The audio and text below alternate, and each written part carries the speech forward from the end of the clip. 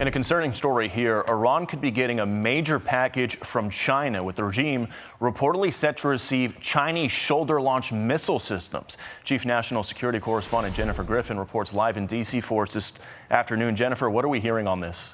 Well, Bill, President Trump says he'd be surprised if reporting that Iran is set to receive 400 Chinese-made shoulder-fired air defense missile launchers is true.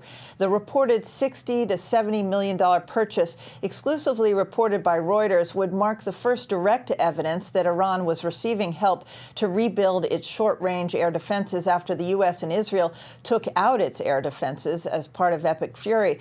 China's foreign ministry is denying the report, and President Trump questioned whether it is true based on past conversations he has had with China's President Xi, who is slated to visit the White House on September 24th.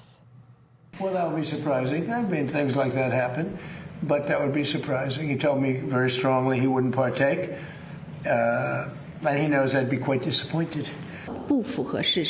The relevant reports are inconsistent with the facts and completely groundless. China buys roughly 90% of Iran's exported crude oil.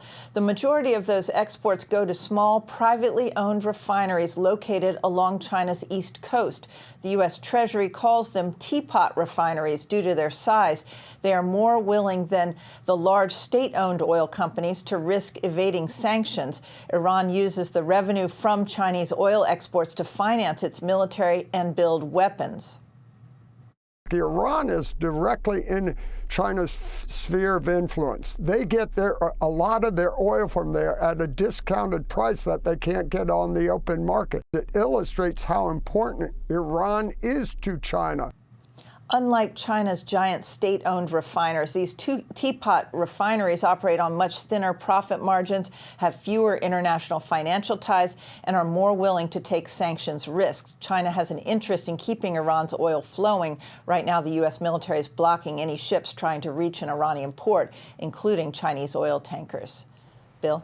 Jennifer Griffin live in Washington for us this afternoon. Jen, thank you. All right, let's bring in retired Air Force Brigadier General John Teichert. Thank you very much, General, for joining us here today. Going back to Steve's reporting there, 5 days of calm now appears to be long gone. Where are things going here? Sandra, I appreciate that we had to strike back because Iran tried to kill Americans in Jordan a couple of nights ago.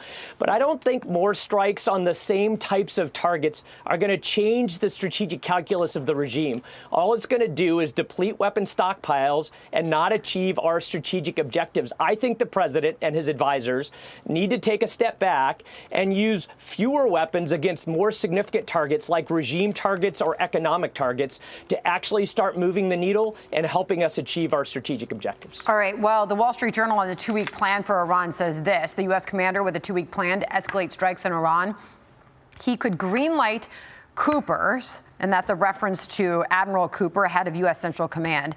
He could greenlight Cooper's option of 10 to 14 days of intensive airstrikes intended to cripple Iran's missile capability, despite warnings that the U.S. is running low on air defensive munitions.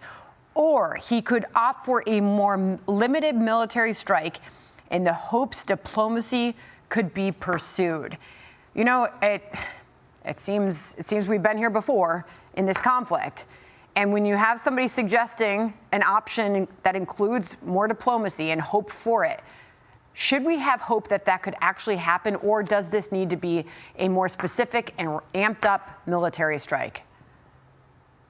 Sandra, we've now seen several cycles of Iran indicating bad faith words and bad faith actions. I don't think that we can trust them to follow through on any deal because they didn't follow through on the previous deals. But I also think Admiral Cooper gets it wrong a little bit, which is that we don't need to strike more military targets because you're never going to drive the threat to zero. You need to strike at the heart of the regime, the things that keep them in power, their sources of strength, the things they value most. And I keep going back to Karg Island because you strangle the regime's resources if you strike at Karg Island. And I don't think more military targets are the answer. I don't think diplomacy is the answer. I think changing the strategic calculus by striking out at the things the regime values most is the thing we can do to best achieve our strategic objectives. Getting the temperature of the American people, U.S. adults asked between July 23rd and July 27th in recent days. on negotiating a permanent ceasefire with Iran. When asked if it's important for the U.S. to do so, 70% of respondents said it's extremely important.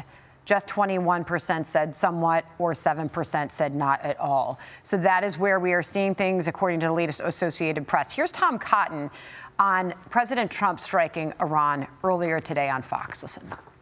The president was right to strike back against Iran. I think we need to continue to hit them hard. We need to keep the embargo in place, which is devastating their economy. We need to keep the Strait open to keep costs down for Arkansans and all Americans. But I'm always been very skeptical that we'll find anyone in Iran that wants a deal and has the power to make a deal. So tie that together with that recent polling, and are we getting this right? Sandra, I appreciate that Senator Cotton reinforced the importance of that blockade that cuts off about $6 billion a month that would otherwise flow into the pockets of the regime so they could reconstitute militarily. And I do appreciate that Americans would love a deal, but Iran is not inclined to give a deal, especially not in the types of targeting that they've understood in the last several months, which is why I think we've got to take a step back. And I hope the president and the prime minister of Israel did this in their discussions a couple of days ago and reassessed what are our objectives, how are we going to achieve those objectives. And I agree with Senator Cotton that I think it's going to be more and more strategic targeting than just hoping that the Iranian regime is going to make a deal. General, always appreciate your time and analysis, sir. Thank you very much for being here. Be sure to like and subscribe for all the Fox News latest on YouTube and catch full shows streaming now on Fox One.